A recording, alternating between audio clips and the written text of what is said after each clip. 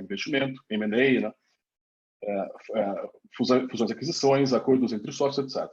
Vesting, etc. Né? Também compliance, proteção de dados, due diligence, governança corporativa, dentre outros. Bom, eu pessoalmente, né, pulei aqui minha pessoal, a gente trouxe para vocês, pessoal, alguns conteúdos como bônus, né, oferecendo aqui para vocês. Primeiro, em relação à proteção de dados, a gente sabe como é difícil o processo de criar uma empresa, e aí a gente se depara com uma série de desafios, dentre eles a questão de LGPD, a questão de acordos de sócios, questões de contratação trabalhista. E para tentar facilitar um pouco mais a vida de vocês, a gente tem alguns materiais que podem ajudar de forma bastante objetiva e simples na adequação, né, para a LGPD. A gente tem um checklist, um guia, um template que podemos enviar, e com certeza você já consegue implementar alguma coisa sem custo, sem precisar gastar muita energia nesse tema, que é importante, mas não tanto para o momento em que vocês estão nesse comecinho de atuação, né? Assim como acordos entre sócios, que já é um tema um pouco mais importante, inclusive foi pauta de uma outra fala que eu tive com o Inovativa no ano passado, e questões trabalhistas, né, relativas à contratação de pessoas e serviços via PJ. Então, caso queiram esses conteúdos, a gente está à disposição. Coloquei aqui o e-mail do Rodrigo, um associado aqui do escritório, que vai conversar e mandar os documentos para vocês. Bom, a gente tem uma agenda aqui hoje. Não vou entrar muito em detalhes em apresentação pessoal, né? O André já fez isso muito bem aí para mim. Então, a agenda do nosso papo de hoje começa falando sobre compreender o Stage Financing, né? Como funciona o Stage Financing. Lembrando que o Stage Financing tem a ver com aquele fato de que os investimentos são feitos em etapas, né? Segundo, por que e quando fazer uma rodada de investimentos? Muita gente quer buscar investimentos, outros dizem que não quero investidor, não quero ter sócio, consigo crescer sem ter investimentos. Mas será que isso faz sentido? E querendo ou não, né, quando devo buscar investimento? Quando faz sentido buscar investimento? Na sequência, a gente vai falar um pouco sobre como investidores avaliam startups, ou seja, quando vocês forem buscar captação de recursos, quando forem apresentar o projeto de vocês para investidores, com quais olhos, com quais critérios vão ser utilizados para analisar o negócio de vocês. 4, a gente entra mais especificamente do processo de investimento, né? Como funciona uma rodada de investimentos, como a gente pode se preparar para isso, o que devemos fazer para garantir que a gente consiga captar uma boa rodada no melhor tempo possível, nas melhores condições possíveis. Na sequência, a gente entra com alguns conceitos complementando essa visão do que é um processo de investimento, alguns conceitos jurídicos muito básicos, aqui é a única vez que a gente toca num tema mais jurídico, e aí a gente completa falando do workshop, uma espécie de workshop que a gente vai fazer, voltado para análise de um term sheet. O term sheet é um documento que é enviado como um resumo, né, de um possível investimento, como uma proposta de um possível investimento, apresentado pelo investidor e que resume os termos principais da rodada que está sendo proposta. Então, é um documento super importante, é o começo da negociação da rodada, e a gente vai fazer um pequeno workshop baseado num term sheet hipotético, para a gente ter um pouco mais de contexto prático. Como eu disse, o papo hoje todo vai ser bastante prático, então fiquem à vontade para colocar as dúvidas de vocês aí no chat. O André, a Duda vão trabalhar para selecionar e a gente fala sobre isso nos últimos 30 minutos do papo, tá? Bom, compreendendo o Stage Financing, né? Primeiro, em relação ao contexto de criação e desenvolvimento de startups, a gente sabe bem que uma startup é uma empresa que está em busca de um modelo de negócios que seja escalável e seja repetível. Portanto, é uma organização temporária, né? Porque está em busca e quando encontra, deixa de ser uma startup. Essa busca, a gente sabe que não é fácil. Poucos conseguem chegar ao momento em que se encontra, né, esse modelo de negócios escalável e repetível. E é a busca justamente que é o momento em que você é uma startup. Eu digo isso porque é muito importante entender, né, que a ideia e o planejamento, a expectativa de vocês é apenas um ponto de partida. E tem bastante coisa ainda para ser desempenhada até que o negócio comece a crescer, comece a entrar na fase de crescimento em escala. Então, desde a ideação, né, onde você tem o foco principal em construir uma equipe, começar a trabalhar as hipóteses enfim, de soluções e produtos que vocês vão levar para o mercado. Numa segunda etapa, a validação já começa a entrar um pouco mais em produto, interação com o cliente. O desafio aqui começa a ficar um pouco mais de negócio mesmo, mas muito voltado para modelos de negócio, para proposta de valor, para job to be done do cliente, né? E aí começa a construir um produto, testa o MVP, tem o feedback de mercado, refaço. Ainda é uma fase de trabalhar dentro de casa, ainda é uma fase de trabalhar como Steve Jobs trabalhou dentro de uma garagem, sendo uma empresa com grande potencial, mas ainda estou no estágio muito inicial. A partir do momento que você começa a ter algum resultado, né, que a gente fala que se encontra o produto market fit, eu entro numa fase de crescimento. E aqui eu começo já a focar meus esforços não em validar um produto, não em entender se o mercado precisa de algo ou não. Isso eu já sei, isso eu já confirmei na fase anterior. Então eu busco crescer. E esse crescimento nessa fase tem como foco principal estruturar as engrenagens, a estrutura, a operação da empresa, as equipes da empresa para conseguir crescer, né? Eu não posso investir 15 milhões de uma vez numa empresa que está com 3, 4 pessoas, já está pronta para crescer, mas ainda não tem uma equipe comercial, não tem fluxo comercial, não tem um marketing bem estruturado, não, a gente não sabe quais são as métricas de permanência do cliente, de custo de aquisição do cliente, dentre outros. Então, essa fase de crescimento é um foco principal nisso. E aí a fase de escala, que realmente a empresa já tem tudo para se desenvolver do ponto de vista comercial no país todo, eventualmente para fora do país também. E dentro dessa jornada, né, a gente tem alguns pontos principais, como eu disse, esses 4 pontos.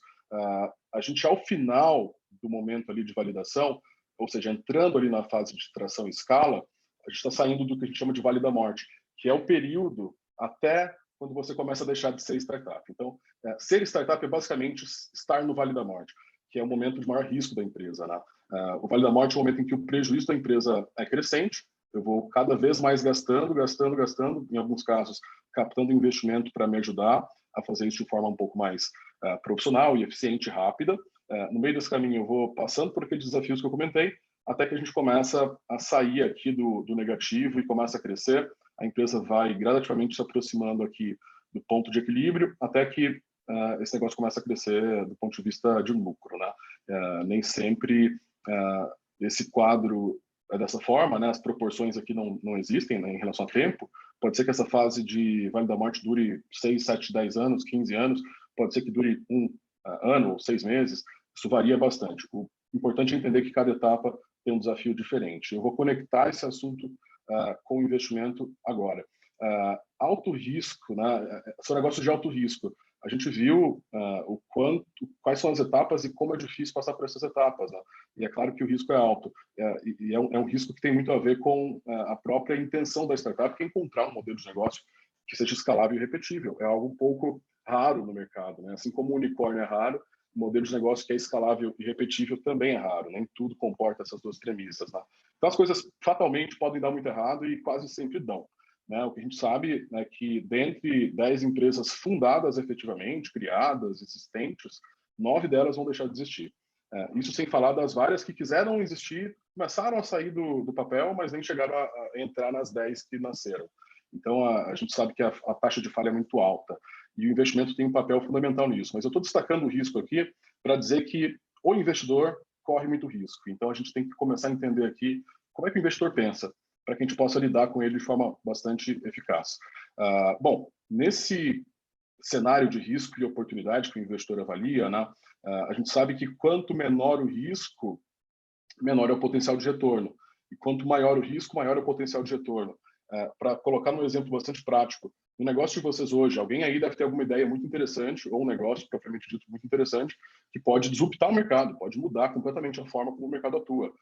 Sendo um mercado grande, isso ainda traz um potencial de retorno ainda maior.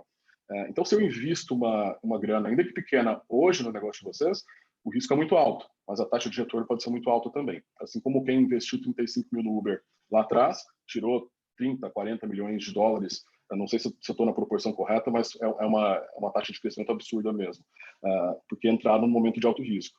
Por outro lado, alguns investidores buscam menos risco, buscam um pouco mais de validação, buscam empresas que estão mais do lado direito ali daquele quadro que eu mostrei, né, mais próximos do crescimento e da escala do que da ideação e da validação.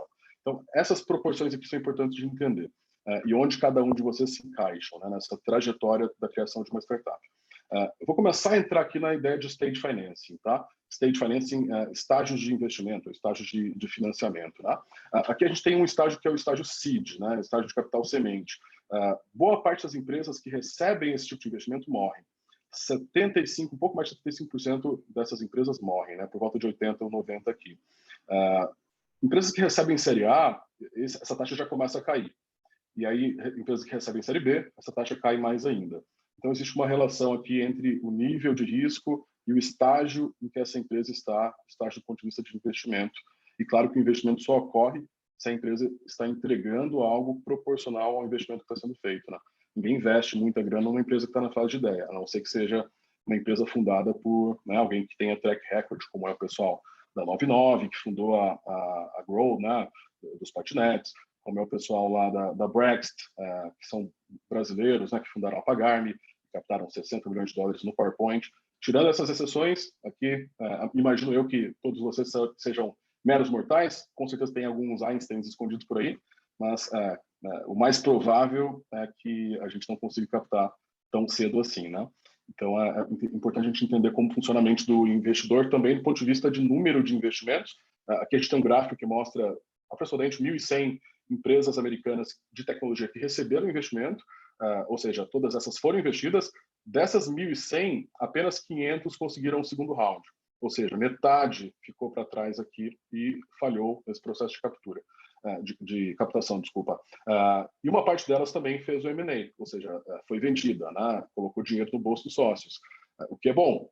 Mas, olha só, se eu faço M&A logo no segundo estágio de investimento, significa que eu estou vendendo barato, né? Então, provavelmente não foi um retorno tão expressivo para os fundadores, tampouco para o investidor que colocou a grana antes desse M&A acontecer. Fato é que existe um funil, né? Então, a cada rodada de investimento, a gente tem menos empresas conseguindo passar e várias delas ficando pelo caminho, né? Então, a taxa de mortalidade é bastante alta e aquelas que dão realmente certo são poucas. Então, aqui está a mente do investidor, né? Ele faz investimentos em 1.000 empresas, como é o exemplo aqui, para que 30 delas cheguem num nível muito relevante, paguem todo o investimento feito e o prejuízo das outras e retorne esse investimento em algumas vezes. Aqui a gente começa a entender um pouco mais a cabeça do investidor, né? Aí esses riscos todos são mitigados pelos investidores de várias formas. Aqui, primeiro, selecionando boas oportunidades. A gente vai falar sobre como investidores avaliam startups daqui a pouco. Avaliando riscos potenciais, a gente fala sobre o processo de investimento e o que a gente chama de due diligence, que é uma espécie de auditoria. Definindo teses, né? Os investidores definem suas teses de atuação. Ou eles atuam num cenário ou no mercado X, né? No nicho de e-commerce, por exemplo, alguns atuam apenas no nicho de retail, nicho de, enfim, HR, né? RH, dentre outros. Outros atuam apenas com modelos de negócio SaaS, ou apenas modelos de negócio, enfim, de marketplace, ou de áreas específicas, né? De regiões geográficas específicas. Outros atuam apenas com empresas muito no início, ou como a Bossa Nova Investimentos, atuam com empresas que estão ali no meio do caminho, ainda na fase seed, que a gente chama, né? Outras atuam apenas na série A ou na série B, etc. É importante definir os investidores definem as teses para que eles saibam onde eles atuam, que tamanho de risco eles correm e né, definam regras de atuação no mercado com base nessas teses. Não saber as teses dos investimentos que vocês vão buscar, ou dos investidores que vocês vão buscar, é um erro grave. Então, uma primeira dica bem importante aqui. Ao buscar um investidor, descubra qual é a tese dele. Investir, e aí investindo em rodadas também, né, ou também conhecido como stage financing. Então, isso é uma forma principal de mitigar riscos do ponto de vista do investidor. Vamos entender o stage financing rapidinho. Se existem 4 fases de existência e maturação aqui do negócio, a gente tem a receita aqui que vai subindo no tempo, né? E o Vale da Morte está aqui até o crescimento. Então, nessas etapas, a gente tem vários investidores. O bootstrap é dinheiro próprio, né? Vocês mesmos colocam. Alguns aí, amigos e familiares, ou fools, né? Não vou traduzir aqui do inglês, quem não souber, procure aí. Pessoas que investem muito cedo no negócio, assumindo um risco muito maior do que seria normal para não ser chamado de fool. Muitos aqui provavelmente têm familiares, amigos ou parecidos ou similares aí, que colocaram grana no bolso de vocês para fazer o negócio acontecer. Mas aqui, geralmente, a fase de ideação não costuma acontecer muito isso. Depois começam a entrar alguns fundos, aceleradoras, investidores pessoa física, ou grupos de investidores, fundos de investimento, etc., fazendo esses aportes. O stage financing funciona da seguinte forma. Primeiro, a gente tem o que a gente chama de anjo ou pré-seed, né? Investidores anjo ou pré-seed.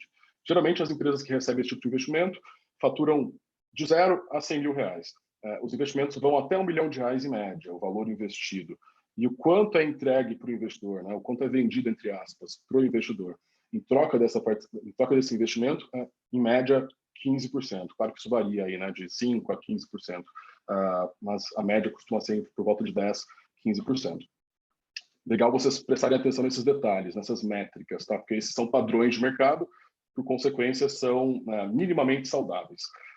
Bom, na próxima etapa, eu estou chegando mais aqui na validação e passando para o crescimento, a receita ainda entre 0 e 300, mas de preferência mais próximo de 300 do que de 0, os investimentos costumam ser entre 2, 1 e 5 milhões, às vezes um pouco menos até, 500, 800, até 5 milhões. O equity, né, a participação societária entregue para o investidor, entre 10% e 25%. Dificilmente é menos do que isso ou mais do que isso, embora tenham exceções. Né? Na próxima etapa, a empresa já se desenvolveu um pouco mais, ela vai ter uma receita aqui sim, entre 300 mil mensal e 1,5 milhões mensal. Os investimentos vão variar de 5 a 20 milhões, existem série A também, de valores muito maiores, aqui é média, e o equity, né, a participação do investidor, entre 15% e 25%, geralmente mais próximo de 25% do que de 15%. O que vai definir se é um ou outro é muito mais a negociação em si, a qualidade da empresa, dentre outros fatores. Então, quando o investidor decide aportar, voltando aqui rapidamente, né? Quando se decide aportar R$1 milhão ou 500 mil que seja, numa fase de alto risco, ele está expondo apenas 500 mil ao risco. E aí, daqui a pouco eu coloco mais 2 milhões, as empresas já se desenvolveu um pouco mais, o risco diminuiu. Daqui a pouco eu coloco 5, 10, 15, 20 milhões, o risco está muito menor.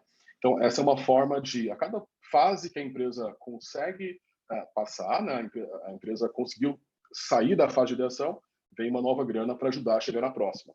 Então, esse é um pouco do racional por trás do Stage Financing. Né? Ou seja, onde é que vocês estão? Acho que esse é o primeiro ponto para cada um se questionar. Onde eu estou hoje, onde pretendo estar em 12 meses, por exemplo, quanto preciso para chegar até lá?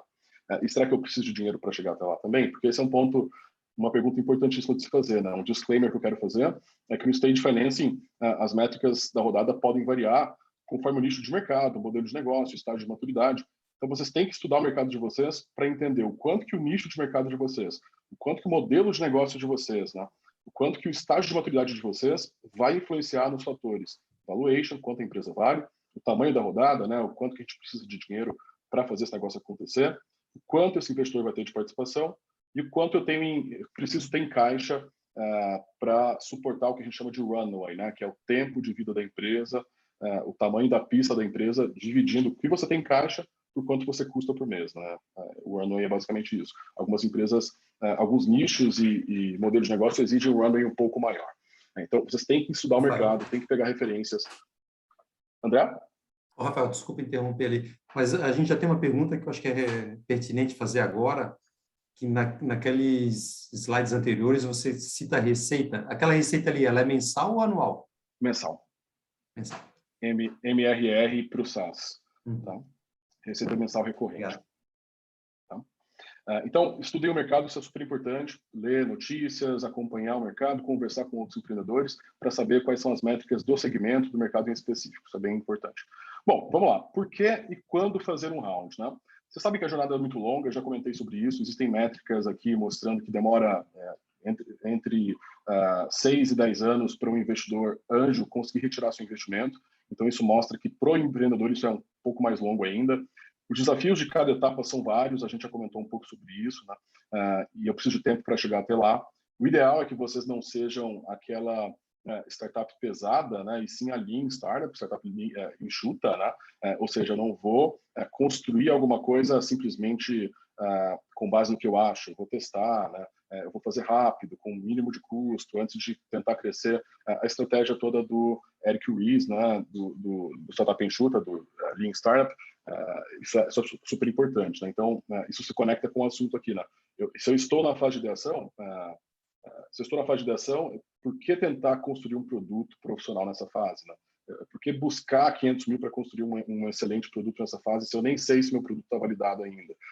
Qual que é a chance de jogar esse dinheiro fora? Né? Qual que é a chance de conseguir a grana, mas perder minha participação porque talvez eu não consiga alcançar o estágio de maturidade com essa grana e preciso captar mais uma e vender mais participação ainda. Então, o desafio já é grande demais para você focar em todas as etapas ou em etapas muito distantes da atual.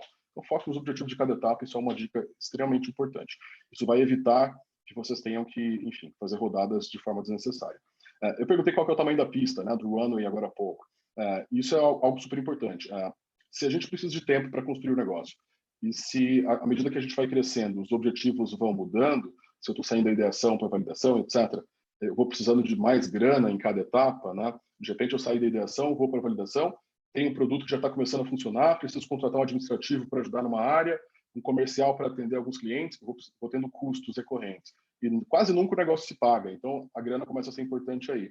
Se não tiver dinheiro para ter garantia de que eu estou com essa equipe aqui pelo menos por 12 meses, para ter chance, para ter oportunidade de construir esse avião enquanto ele vai ganhando velocidade para levantar voo, provavelmente o negócio morre por falta de recurso, né? Então, o tamanho da pista é essencial. Um dos grandes propósitos de uma rodada de investimento é comprar tempo. Tá? Esse é um dos ingredientes do sucesso de uma empresa. Se a gente puder falar quais são os ingredientes principais de uma boa startup, é uma excelente equipe, tempo para que essa equipe possa trabalhar e perseguir o seu negócio, e dinheiro para comprar esse tempo. Tá? Não tem muito mais do que isso, assim. Então, o tamanho da pista é essencial, o dinheiro vem principalmente para isso, só que o isso de varia com cada etapa, né? Então, vocês precisam realmente se entender e se colocar na posição no momento adequado. Vamos lá. Existe uma relação direta aqui entre a taxa de mortalidade das empresas e os investimentos que são feitos, né? Num levantamento feito também nos Estados Unidos, visto que em cada rodada de investimento, a cada rodada de investimento cai pela metade a chance de que essa empresa morra, né? Então, isso mostra o papel aqui do investimento. E quando buscar uma rodada, né?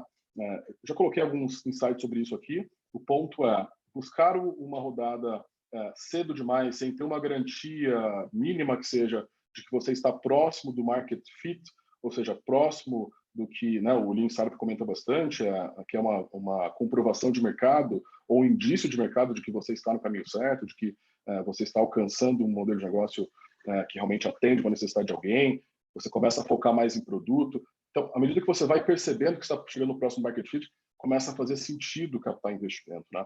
Caso contrário, você pode captar investimento, vai ser legal por um instante, isso pode te trazer até mais malefícios do que benefícios, te colocando numa zona de conforto de tenho dinheiro, não preciso buscar faturamento, tenho dinheiro, não preciso buscar validação, tenho a chance de fazer um excelente produto antes de criar um MVP gambiarra, né? E isso é uma grande armadilha, né? Então, focar no produto market fit é bastante importante e esperar até que a empresa esteja pronta para receber investimento também é. Não queimar largada. Acho que esse aqui é o insight.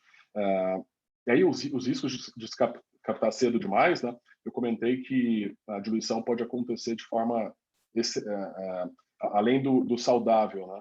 No exemplo aqui, né? Suponhamos que a gente tem 80% da empresa, temos 10% aqui que eu ofereci para um tio, para um amigo que colocou uma grana no início, e ofereci 10% aqui, guardamos, né? Eu e meu sócio, que tínhamos 50 cada, guardamos cada um 5% para empregados futuros. Para a gente oferecer para empregados no futuro. Então, a gente está com 80%. De repente, eu pego uma rodada e ofereço 9% para o investidor. O investidor, anjo, né, o meu tio, e assim como os empregados, vão ser diluídos em 10%, assim como a gente também vai. 10% aqui de 80%, né? Então, 8% vai para esse investidor e 1% sai de cada um dos outros aqui. Então, se eu gasto esse dinheiro errado, eu preciso de mais uma rodada anjo. E eu não vou captar tanto dinheiro assim, porque meu negócio não saiu do lugar. Se ele não saiu do lugar, meu valuation não aumentou. O valor da minha empresa não aumentou. Por consequência, ninguém vai pagar mais caro do que de fato vale, ou do que pode valer daqui a pouco. Ou seja, recebi o dinheiro, tive a chance de fazer esse negócio explodir, não explodiu, vou captar por um preço mais baixo do que o anterior, provavelmente. Isso é péssimo, isso gera diluição excessiva, daqui a pouco nenhum investidor quer entrar nesse risco mais, né? Porque a pessoa mais importante desse grupo é o founder, e se ele está com pouca participação, o que me garante que ele não vai criar outra coisa daqui a pouco? Então, esse é um pouco do racional da cabeça do investidor e muito cuidado para não serem diluídos cedo demais. Bom, entrando aqui também numa outra boa prática, né, o Bootstrapping Fund. O dinheiro é essencial, eu disse que é bom esperar, né, até que você atinja o market fit para buscar o investimento. Antes disso, de preferência, constitua uma equipe completa que consiga dar conta do recado sem precisar de dinheiro de fora, né, sem precisar contratar gente demais, eficiência em primeiro lugar, né, foco em resultado em primeiro lugar. E de preferência, se for possível, uma grana própria, que a gente está chamando aqui de Bootstrapping Fund, para que vocês possam ir custeando os pequenos desembolsos no meio do caminho, os pequenos investimentos no meio do caminho, para não precisar depender de investidor e queimar a participação muito cedo. Isso é uma dica bem importante, pessoal. Por mais tentador que seja buscar investimento, isso não vai resolver o problema de vocês. O que vai resolver é cliente, é faturamento, né? O melhor investidor que existe é o cliente final e não o investidor. O investidor vem só para acelerar um pouco o crescimento. Bom, passando aqui para um próximo estágio, né, eu tenho aqui só um último insight sobre quando buscar investimentos. A gente vai falar um pouco mais sobre isso daqui a pouco, mas demora para captar investimento, né, de 90 a 180 dias, depende um pouco do estágio de vocês, do quanto estão captando, e dentre outros. Então, se você for esperar a sua grana acabar para começar a captar o dinheiro, você vai ter que ficar muito tempo parado. Ou seja, percebi que o dinheiro está acabando e meu negócio pode se prejudicar muito daqui a pouco, eu preciso já me antever e pelo menos uns 3, 4, 5 meses, 6 meses de antecedência começar a captar a próxima rodada para que ela seja fechada sem uma urgência muito grande, até porque isso pode te prejudicar na negociação. Imagina chegar para o investidor dizendo que eu preciso de dinheiro para ontem, ele pode fazer a pior proposta do mundo para mim que eu vou aceitar. Porque se eu não aceitar, minha empresa morre. Melhor fazer um mau negócio do que a empresa morrer. Né? Então, para não entrar nesse risco, saiba a hora certa de captar, mas não atrase, né? Não perca o momento correto também. Bom, vamos lá. Como é que os investidores avaliam startups? Né? São 6 pontos aqui principais. Primeiro, uma equipe complementar. Conforme cada negócio precisa de uma equipe diferente. Né? Em média, a gente fala que tem uma pessoa de tecnologia, uma pessoa de negócio, uma pessoa mais de inovação. Em alguns casos, pode ser necessário ter, por exemplo, um engenheiro eletricista ou um cara, sei lá, da área de saúde ou alguém, por exemplo, da área de agronomia. Depende do negócio. Então, isso vai variar. O importante é uma equipe complementar, que tenha drive de execução, ou seja, que sejam empreendedores de fato, não, né, corram riscos e estejam comprados no longo prazo. Uma equipe de alta qualidade, completa e complementar, sem muitas redundâncias. Um problema muito recorrente é gente demais na equipe. 3, 4 pessoas já é gente demais. 2, 3 é o ideal. 2 é o ideal, 3 é bom, 4 já não faz nenhum sentido mais. É gente demais para pouca decisão no começo da empresa, para pouca responsabilidade, né? E aí diluição demais também para os founders. Então, muito cuidado nisso. Tecnologia proprietária, outro ponto aqui que acontece com muita frequência, problemas nesse aspecto.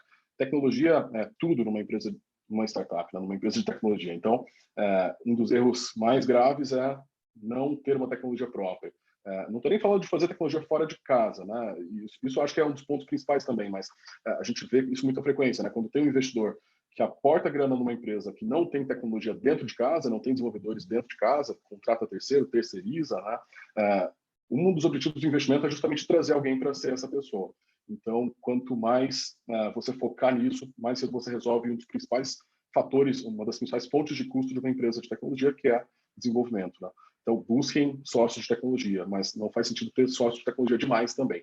3 desenvolvedores numa mesma empresa. Aí você mata o requisito anterior, que é a equipe complementar e não sobrepondo, né? Cap table limpo, né? Cap table é basicamente um sinônimo de quadro de participações societárias.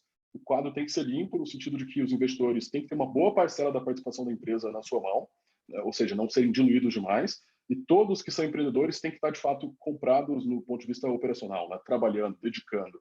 Então, um sócio que tem uma participação de 15%, 20% e não trabalha, isso é horrível, né? Isso atrapalha muito a captação de uma rodada. Isso dificulta bastante até as negociações futuras da empresa e até mesmo pode prejudicar os caras que estão trabalhando, que podem ter que assumir uma dívida para poder comprar a participação dos demais e reequilibrar o cap table. Então, um cuidado muitíssimo importante aqui também. Outro tema analisado pelos investidores, principalmente venture capital, né? Qual problema você está resolvendo? E o quão grave é esse problema no mercado, né? O quão grande é esse problema. E além do quão, não quão grande, na verdade, quão intenso é esse problema, né? O quanto esse problema de fato é relevante. E além disso, quão grande é esse mercado no qual o problema existe. Não adianta ter um problema muito grande no mercado que tem poucas pessoas que sofrem esse problema. Então isso é essencial também, né? Procurar um mercado, procurar um problema que seja sofrido por muita gente e que de fato doa, que não seja um probleminha que tem uma solução paliativa e está todo mundo satisfeito com isso. Isso não traz muita visão de oportunidade, né? de gestão de risco. Bom, um outro ponto que complementa muito esse anterior é a visão do empreendedor. Venture capital e investidores sempre apostam muito em time. E o time tem 2 coisas: capacidade de fazer, de executar, né? De fazer acontecer, de construir, e uma capacidade de sonhar, de ver, de enxergar coisas que não são tão claras agora, e principalmente de longo prazo. Então, problema, mercado, visão do empreendedor, tudo isso está muito relacionado e a tese que você tem de longo prazo, né? Estou nesse mercado hoje, mas a estratégia é daqui 5 anos alcançar outras, isso também é super importante. Isso mostra para o investidor que você não está querendo só faturar 500 mil por mês, você quer de fato construir um negócio de longo prazo e que, enfim, resolve problemas relevantes. E por fim, talvez um dos mais importantes, tração e métricas. Ou seja, Se o negócio já é de alto risco, eu não vou investir simplesmente porque tem alguém com uma boa visão, um problema de mercado relevante, uma equipe boa. Não, tem que ter resultado, tem que ter crescimento mensal, tem que ter um operacional que está sendo estruturado, uma boa relação de CAC, custo de aquisição de clientes, e LTV, lifetime value, né, o quanto o cliente traz de retorno no tempo de vida dele, as métricas de retenção e satisfação dos clientes, dos usuários, a qualidade do produto, tudo isso analisado dentro de uma perspectiva de o quanto de resultado essa empresa tem. Tudo isso é mais verdade para o investimento venture capital do que para um anjo. Então, vocês têm que dosar, né, o quanto é importante esse critério aqui com base no estágio da empresa. Em todos os estágios, isso aqui é importante, mas muito mais nos estágios de crescimento. Né, estou buscando um seed, estou buscando uma rodada com um grupo de investidores, isso já tende a ser mais importante. Estou buscando um venture capital, uma rodada série A, isso aqui é essencial. Estou buscando um anjo, dá para ser um pouco menos criterioso nesse aspecto, mas ainda assim tem que ter resultado. Bom, seguindo, pessoal, por que recebi um não? Né? Às vezes a gente faz tudo de forma correta e recebe um não. Várias coisas podem ter acontecido, né? A tese do investidor que não é adequada, ou seja, estou captando investimento com alguém, mas na verdade ele nem atua nessa área. Falta atração, ou seja, tem um produto legal, tem uma equipe completa, mas o negócio não está sendo vendido, não está faturando, não está crescendo, né? Não adianta. Falta de diferenciação competitiva ou falta de barreiras de entrada, né? Criei um negócio que qualquer pessoa pode criar igual. Então, o que me garante para o investidor, né, que eu posso investir nesse negócio e não vai aparecer alguém no outro dia com mais dinheiro do que eu, fazendo melhor e mais rápido. Né? Então, barreira de entrada também é um ponto importante. Existem várias barreiras, é importante estudar isso. Mercado restrito, né, um mercado pequeno, um mercado que não tem gente demais, não dá para crescer muito. Então, se eu pegar o market share de 5% desse mercado, não representa tanta coisa assim.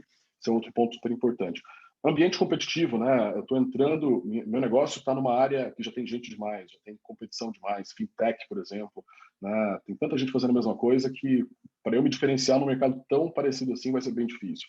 Então, esse é um grande motivo para não também, né? Problemas jurídicos, em alguns casos isso acontece, e um time incompleto ou um time que tem sócios ou muitos sócios que não são operacionais, né? São algumas das razões aqui para os nãos. Bom, passando aqui para o nosso quarto ponto, etapas do processo de investimento.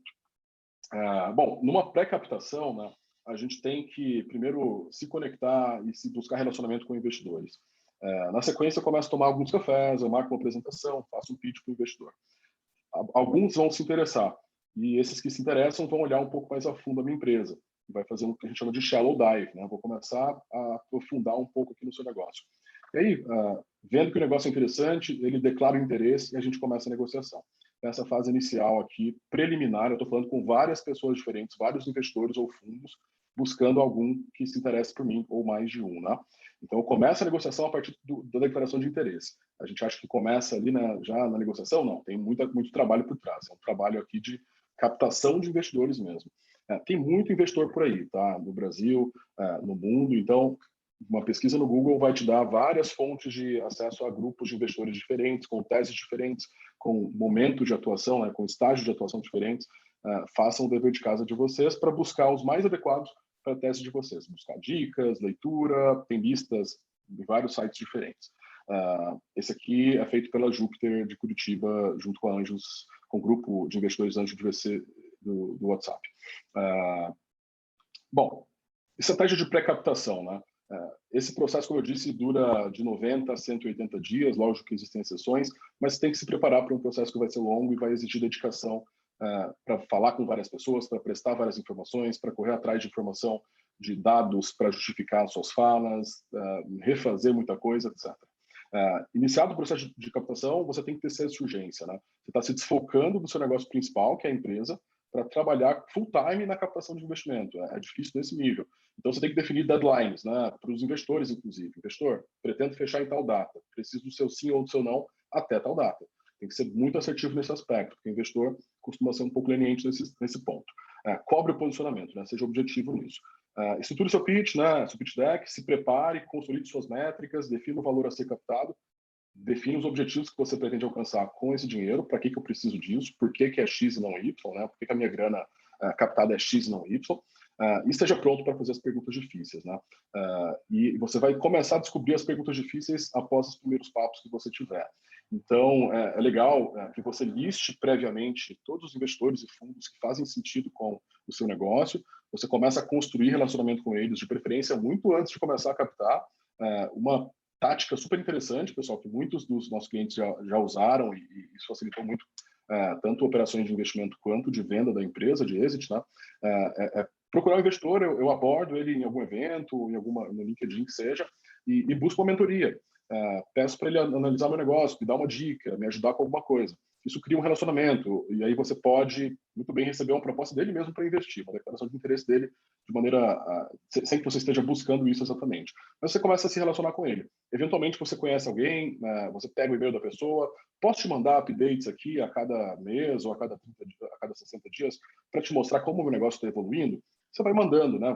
Todo mês você manda de forma recorrente, e isso mostra um profissionalismo muito grande, né? Uma dedicação muito grande. Esse cara vai te conhecendo quando você começar a sua rodada, você não vai ser mais um dentre várias pessoas que estão buscando, você vai ser aquele cara que já está na cabeça dele há um tempo.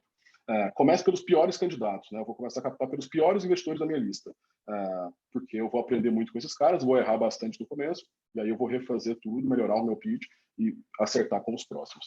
Trate a captação como um processo comercial, né? Defina o persona ideal do seu investidor, que é justamente a tese, encontrar aqueles melhores. Levante essa lista, defina a abordagem, faça a gestão desse funil de captação como se fosse um negócio de venda mesmo, né? Esquentando lead, fazendo follow-up, cobrando uma posição, usando o CRM, inclusive. Caso contrário, vocês vão se desorganizar bastante, gastar mais tempo e não vão ter tanta eficácia no fechamento. Bom, um framework interessante aqui para orientar essa etapa de investimento, né? Criado aqui pela ACE, está disponível no site da ACE, na plataforma Growthaholics, né? O faturamento dos últimos 6 meses, né? Você lista isso, coloca a taxa de crescimento dos últimos 6 meses, o quanto você tem de caixa dividido por quanto você gasta no mês, vai te dar a quantidade de meses que você tem de vida, quanto você gasta por mês, quais os milestones que você já alcançou, quais as conquistas que você já alcançou, quais as validações que você já alcançou. Tudo isso aqui, se você não consegue preencher, é um sinal de que você não sabe o que está fazendo, não está na hora de captar. E aí você continua, né? Por que eu preciso dessa grana? Para melhorar o produto, para testar um produto novo, para achar o produto market fit, para aumentar a equipe, você detalha melhor. Isso vai te preparando para falar com o investidor de forma muito mais eficiente. Onde eu quero chegar? Qual é a minha visão, né? Entrando naqueles requisitos da análise do investidor. Qual é a história? Qual é o momento da minha empresa, etc. Então, esse é o framework 1 aqui para quando captar. Está disponível lá no site da ACE também, mas a gente pode enviar. Eu acho que essa apresentação nossa vai ficar disponível para vocês também. Uma outra coisa interessante, né? Um framework 2 aqui. Como me preparar para essa rodada, né? Qual é a melhor pessoa para captar? É o CEO? É o CFO? É o COO? Vamos definir essa pessoa, porque isso vai tomar muito tempo. Então, não dá para todo mundo sair para várias reuniões durante a semana, né? A empresa não pode ficar sozinha nessa história. Quem é que vai substituir essa pessoa, né? Enfim, tem vários outros pontos aqui de delegação, de rotinas para captação, de dedicação mensal. Isso aqui é importante para vocês internamente se organizarem, principalmente quando você tem uma equipe interna, né? Bom, cuidado com certos investidores, esses caras que têm reputação ruim com outros founders, ou que processam startup, cobra reembolso dos investimentos feitos, investidores não profissionais ou sem experiência, investidores indecisos e lentos para dizer sim ou não, que não falam o que quer, não falam o que não quer, investidores que colocam grana em concorrentes de vocês, investidores que forçam diluição além do que é saudável, querem comprar uma participação grande demais no momento que não faz sentido, investindo pouco, pedem comissão por indicação de clientes para vocês ou de novos investidores, propostas que são, né, desequilibradas, regras muito pouco usuais, né? Visão de curto prazo, uma expectativa de retorno de investimento rápido. Tudo isso são exemplos de luz amarela que deve existir na cabeça de vocês e afastar vocês desses investidores. Bom, olhando ainda aqui no que quais são as etapas de negociação, né, o processo de negociação. Dentro de um fluxo de negociação, a gente já falou sobre a fase preliminar e agora recebemos um sim, né? Começamos a negociação, recebemos um term sheet, que é um documento de proposta, a gente já vai avaliar agora. A partir desse term sheet, você faz geralmente existe uma due diligence, nem sempre existe term sheet também, tá? Investimentos anjo, quase nunca tem due diligence e term sheet. O seed já costuma ter. Só para lembrar, o term sheet é o resuminho de todos os termos da proposta. Due diligence é uma auditoria, né, onde o investidor analisa financeiro, operacional, equipe, mas também jurídico, contábil, financeiro, do ponto de vista de propriedade intelectual, riscos de negócio, LGPD, muita coisa analisada dentro de due diligence. Feito isso, o investidor negociou com vocês aceitaram o term sheet, né? Os termos básicos da negociação estão ok para os dois lados, o contrato final é apresentado, o contrato de investimento, as partes negociam, fecha e está feito o investimento. Pós-fechamento, né? Feito esse investimento, então não é tão simples assim, tem o pré-fechamento, tem o fechamento em si e tem o pós-fechamento. Aqui eu fiz o investimento, mas só começou o relacionamento com o investidor, né? Ele apenas começou. Então, fiz o fechamento da rodada, agora eu passo a me relacionar com esse investidor porque ele é meu possível sócio. No meio do caminho, eu vou precisar prestar informações, vou precisar pedir autorização para X ou Y para ele, conforme as regras do contrato. Então, esse relacionamento vai acontecer. O follow-on, né, que são rodadas de investimento que aconteçam na sequência, esse investidor vai poder participar dessas rodadas também. Ele pode fazer novos investimentos, complementando as próximas rodadas que você for captar. E aí, por isso, é bom manter ele bem relacionado também por dentro das coisas, né? Ele pode facilitar a próxima rodada, colocando já uma parte e facilitando que você capte o restante. E aí, em algum momento, esse cara pode converter, né, o direito dele de se tornar sócio e ele vai se tornar sócio da empresa. Geralmente, o investidor não é sócio desde o início, eu vou mostrar isso na sequência. E aí, eventualmente, ele converte e se torna sócio. Na maioria das vezes, essa conversão gera a transformação da empresa de vocês para uma SA, tá? Uma sociedade anônima. Em geral, a gente começa como limitada, né? E aí, por fim, o final dessa jornada é o exit, é a saída, né? A venda da participação por esse investidor e por você para um terceiro que vai colocar dinheiro no bolso de vocês e vai ficar todo mundo feliz para sempre. Então, esse é um pouco do racional aqui das 3 etapas principais que a gente comentou. Vou aumentar um pouco nos conceitos gerais e jurídicos e falar sobre o term sheet, que é onde eu acho que vai ter mais informação prática para a gente ver na prática, né? O que seria uma negociação com o investidor e o que vocês vão passar daqui a pouco se receberem um term sheet. Então, os conceitos jurídicos mais básicos, né? Existem investimentos de equity, existem investimentos de debt. Equity é participação direta. Eu vou comprar cotas ou ações da empresa. Não é exatamente comprar, é emitir, né? Mas o fato é que eu vou receber, eu como investidor, vou receber ações da empresa e vou passar a ser acionista ou cotista dessa empresa. Isso é o investimento que a gente chama de equity. Equity é a participação societária. E aí existem os investimentos chamados de debt também, que é investimento via dívida, né? Geralmente a gente chama isso de investimentos por mútuo conversível ou por instrumento conversível. Isso é muito comum nas empresas mais iniciantes, né, que estão ali antes da série A, antes da fase de crescimento ou de escala. E o investidor vai ter um contrato de investimento que é o mais utilizado, né, um mútuo conversível. Nem vou comentar sobre os outros aqui, porque eles são pouco utilizados. O mais provável é que vocês fechem contratos de mútuo conversível. Se a empresa já cresceu, já está um pouco maior, provavelmente o investimento vai ser feito em participação direta. Ou seja, ele vai ser sócio do dia zero e não ter um contrato de investimento que te permite, aliás, que permite o investidor se tornar sócio. Entrando um pouco mais no mútuo conversível, né, que é o contrato que vocês com certeza Rafael, vão conhecer. De ordem. Rafael, só desculpa, é uma questão de ordem. A gente está já com 44 minutos aí de... não sei quanto tempo que vai a mais. A gente já entra aqui na sequência na nossa dinâmica. Aí a gente já abre para pergunta, tá? Eu vou acelerar aqui essa parte final, mas o contrato de mútuo conversível, ele tem o valor do investimento, que é o empréstimo, na verdade. O investidor tem o direito de ter um reembolso desse empréstimo em algumas situações. Aqui está um perigo muito grande, né? Se a gente não tomar cuidado, você tem que devolver dinheiro para o investidor. Não era investimento de risco? Né? Mas tudo bem, o investidor não gosta de correr risco. Ele quer investir, quer fazer venture capital, mas não quer correr o risco. Isso é normal, né? Principalmente porque o risco é muito alto no começo, né? Então ele quer ter o direito de reembolso. Só que dá para renegociar esse reembolso, né? E a dica principal é que o reembolso exista apenas para os casos de descumprimento pelo empreendedor ou pela empresa das obrigações do contrato. Mas, em geral, esse contrato dá o direito para o investidor de converter esse empréstimo em participação societária, caso ele ache que vale a pena. Né? Então, se a empresa não estiver indo para lugar nenhum, ele não vai converter para ser sócio com uma empresa que não vai dar certo e correr risco da empresa falir e ele ser prejudicado. Então, ele prefere ficar de fora até que o negócio dê certo. Esse é o mútuo conversível, né? No meio desse prazo de pré-conversão, ele tem o direito de se tornar sócio, mas não exerceu a conversão ainda. Então, ele tem regras de governança, né? Atividades que precisam ser pré-aprovadas pelo investidor, informações que precisam ser mandadas para o investidor mensalmente, dentre outras, que vão regular a relação antes da conversão. Após a conversão, esse investidor vai ser sócio e a gente vai ter um acordo de sócios que vai regular a participação dele, né? E no contrato de mútuo conversível, tanto as regras de governança pré-conversão quanto o acordo de sócios pós-conversão são negociados desde o dia zero.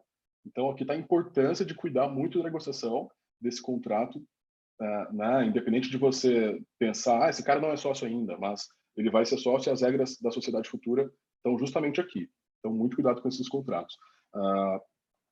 Aqui, eu quero avançar aqui já para uma...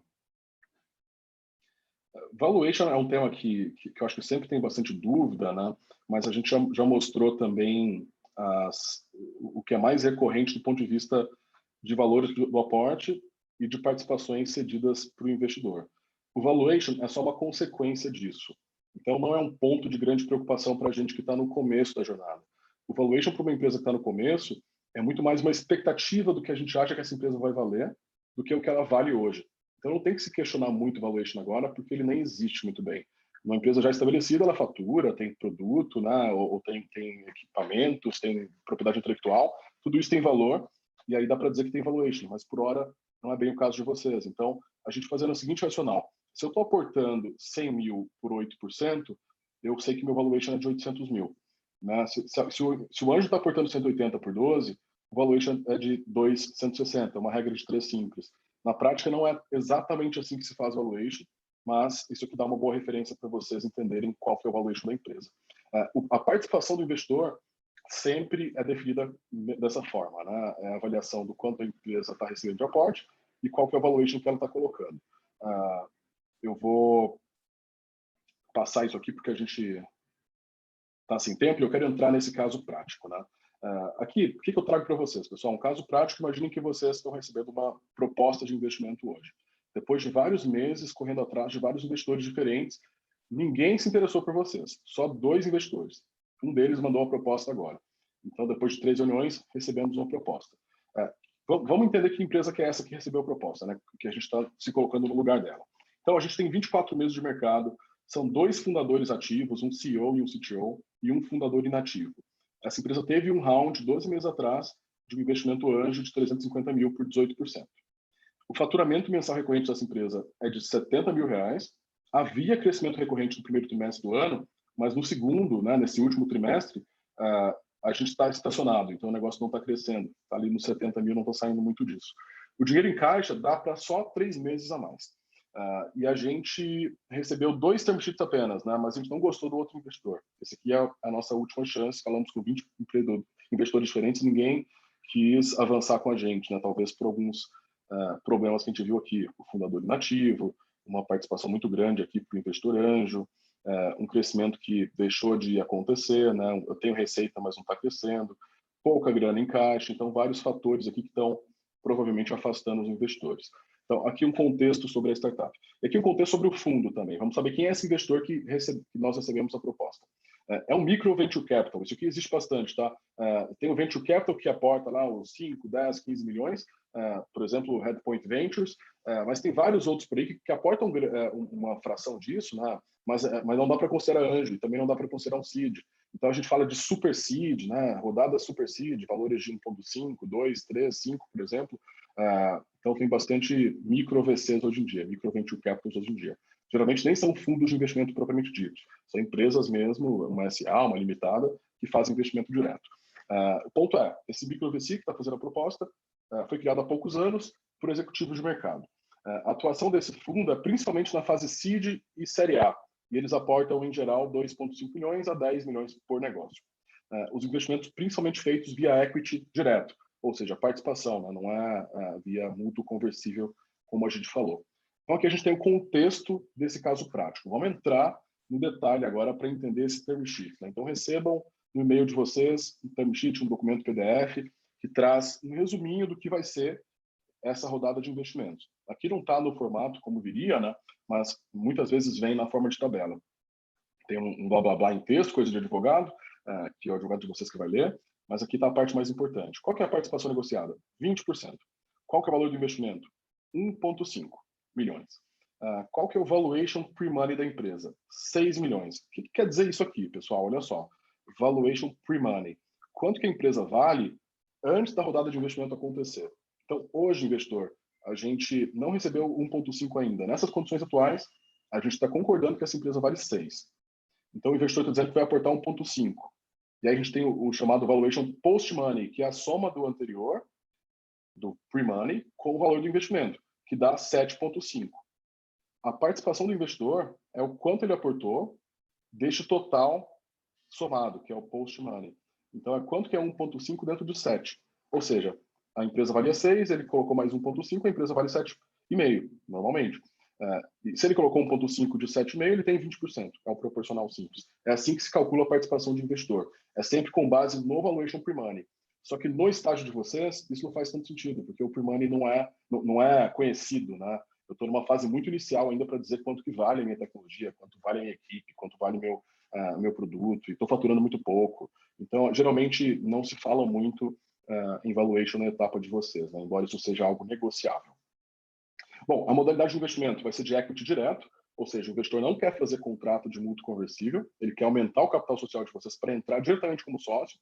Lá atrás a gente falou que eles são micro VCs, e geralmente estão acostumados a investir dessa forma, porque eles estão pegando negócios um pouco mais maduros já. No nosso caso, é meio que uma exceção, né? A empresa está meio andando de lado, o investimento é de 1,5, sendo que o fundo, como eu disse lá atrás, aporta em média 2,5 a 10 milhões. Então, tem algumas coisas aqui que estão saindo um pouco do padrão. Mas o fato é que eles querem investir via equity direto. Stock Option Plan, ou seja, vamos criar uma reserva de 10% do quadro societário da empresa, 10% das ações da empresa, das cotas, para oferecer para empregados no futuro. E esse Stock Option Plan é uma exigência do investidor para que a gente faça a rodada. Só que essa diluição de 10% tem que acontecer antes do round acontecer. Ou seja, nós investidores, nós empreendedores, vamos ser diluídos em 10%, separamos 10% para os nossos empregados futuros. O investidor faz a rodada agora e passa a ser sócio em 20%. Se fosse post-round aqui, seria assim, o investidor faz o investimento, ele tem 20%. A gente cria essa reserva de 10%, o investidor também é diluído em 10% de 20%. Então, ele passa a ter 18%, cedendo 2% para constituir esses 10% no total. Então, mas a forma como ele propôs aqui é 10% antes do round acontecer. A classe de ações que vai ser emitida nesse investimento é preferencial com direito a voto. Tem ações preferenciais e ações ordinárias, né? A governança da empresa, as votações, as decisões da empresa, primeiro, o investidor tem vários direitos de veto. Segundo, ele quer constituir um conselho, né, de administração que vai ter 5 membros, sendo um CEO da empresa, um investidor anjo lá de trás, 2 indicados pelo fundo e um independente eleito pelos outros 4. Então, percebam que aqui o fundo tem maioria, né? Não tem exatamente maioria, ele tem 2 entre 5, mas ele tem a maior parte dos votos desse conselho.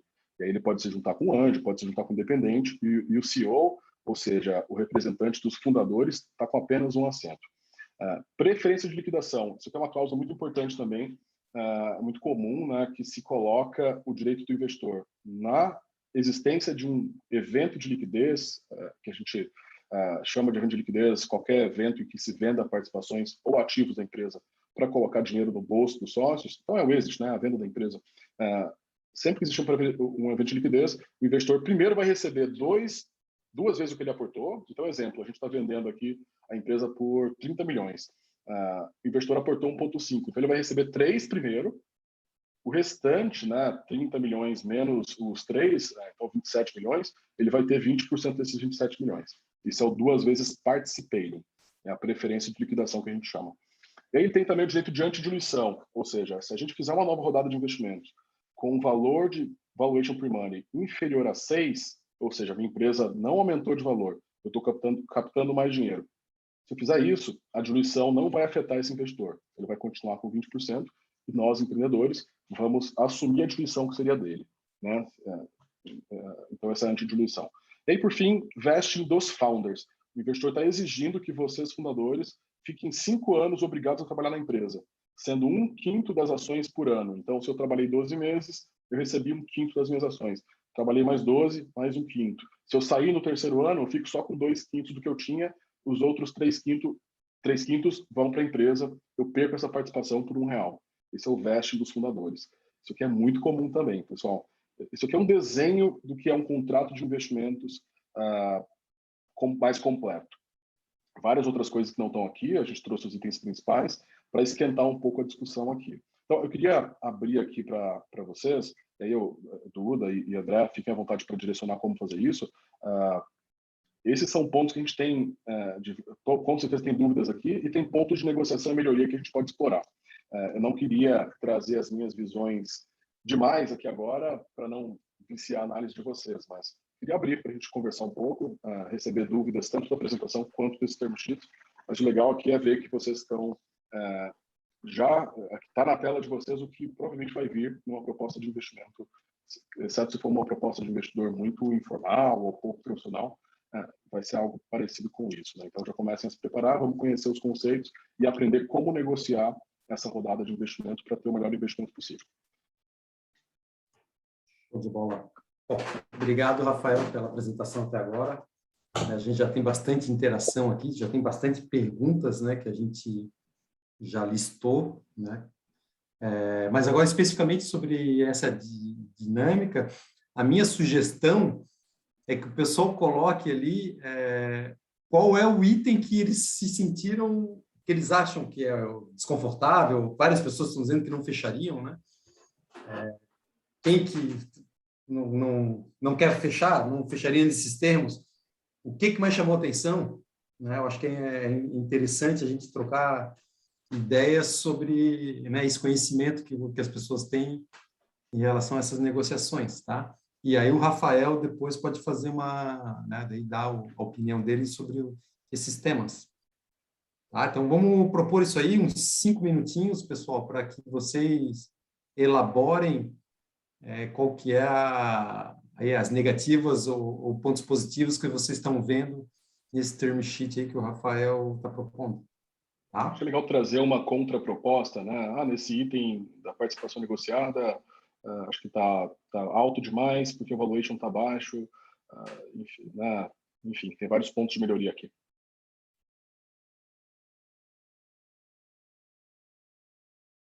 Legal. Enquanto isso, né, eu acho que a gente tem 2 metas ainda.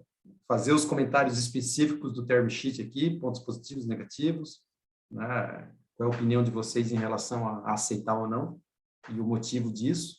E a gente continua, né, com a lista de perguntas em aberto, coletando perguntas para daqui a pouco, tá?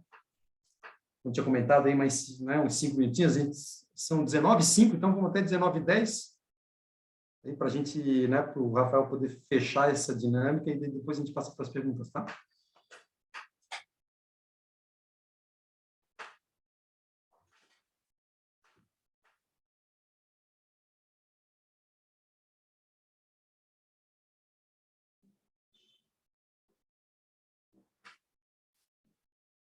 E, galera, enquanto isso, então, já vamos começar com as perguntinhas, então, para a gente não ficar parado. Vocês vão analisando ali. Eu vou já fazer uma pergunta aqui para o Rafael. Tá? A Lazuli aqui, do negócios.com, Rafael, colocou assim, ó, a minha startup está focada em crescimento da base de dados. Nossa estratégia é entregar um produto freemium para depois começar a monetizar. Como criar uma boa tese de investimento anjo sem ter receita?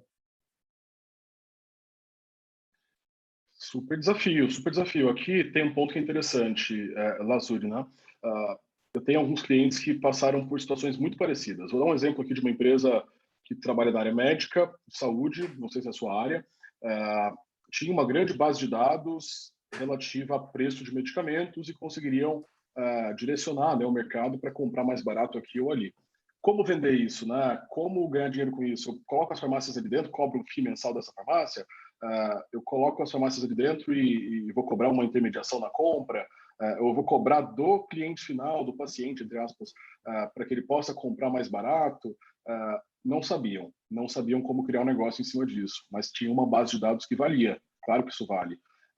Então, aí pesou muito a capacidade de visão dos empreendedores, a capacidade deles de ter construído essa base de dados, de ter extraído, né, informações de dados que a princípio não eram estruturados, para gerar algum valor, e esse valor é uma economia na compra de medicamentos.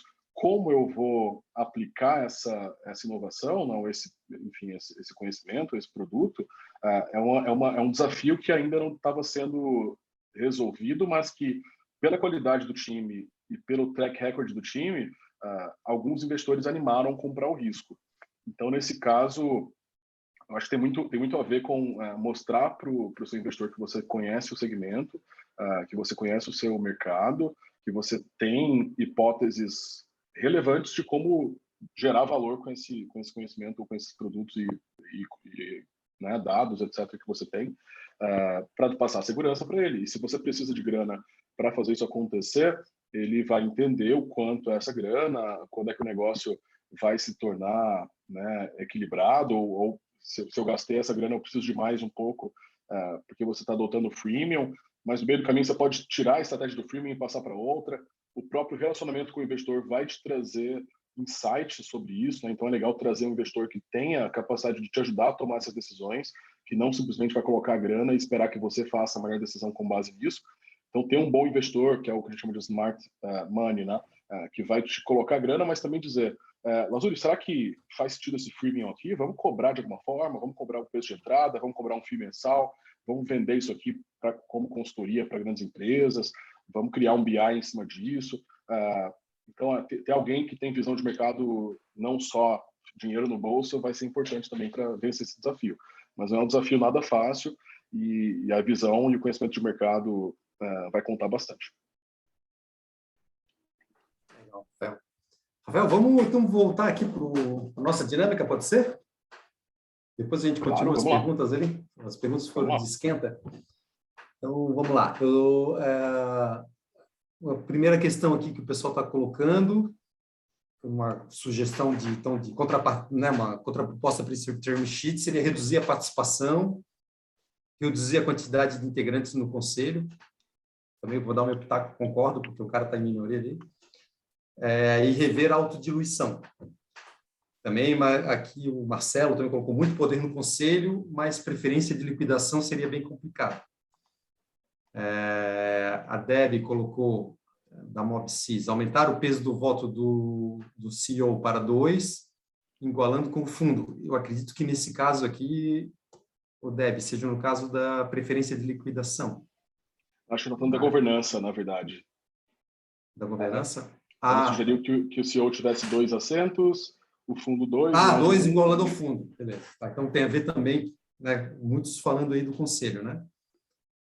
Não ter preferência de liquidação ou que seja igual ao que foi investido, não ter vesting dos founders ou reduzir para 2 anos. Que não veste em 5 anos. Né? Não negociaria 20% pelo investimento de 1,5 milhão. Isso aí foi o Vinícius falando, né? Me parece que isso prejudicaria as demais rodadas futuras pelo tamanho da diluição inicial. E se eu bem me engano, eles já tinham uma diluição anterior, né? Eles já tinham recebido um aporte, né? Exato. Ali o Marcelo também da Legítimos colocou nessa linha também de reduzir aí a diluição em 15%. O Vinícius aqui voltou dizendo que o vesting reduziria para 2 anos. Felipe... o Felipe já está com uma pergunta aí que não sei se tem a ver diretamente aqui com a dinâmica. Tem a ver mais com valuation, tem outras perguntas ali. André, vamos ficar então por essas aqui, geral? Então. Daqui a pouco a gente abre para pegar mais perguntas gerais, pode ser? Cara, eu acho que foram ótimos pontos aí, né? Eu vou começar aqui pelo começo da tabela.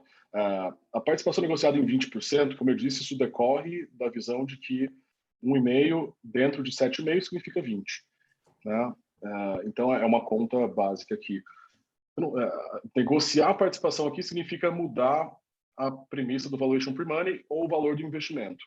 E, bom, não pegaria essa grana, não pegaria esse investimento, foi a resposta de alguns aí. Mas lembram que, no contexto, essa empresa tinha 3 meses de grana apenas. Ela só conseguiria viver mais 3 meses. Então, será que essa é uma opção mesmo?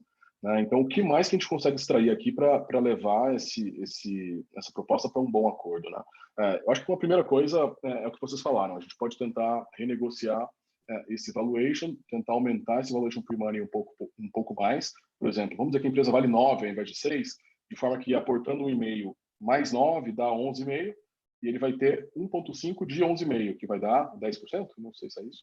O advogado aqui fazendo conta é complicado, mas... Então, isso é uma das formas de resolver aqui. Agora, como a gente vai justificar que vale 9 e não 6? Aí já entra o detalhe do negócio em si.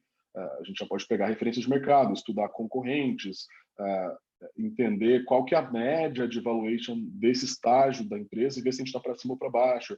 Aí é negociação, aí de fato é uma questão de estratégia, né, e de comunicação e de visão de interesses também.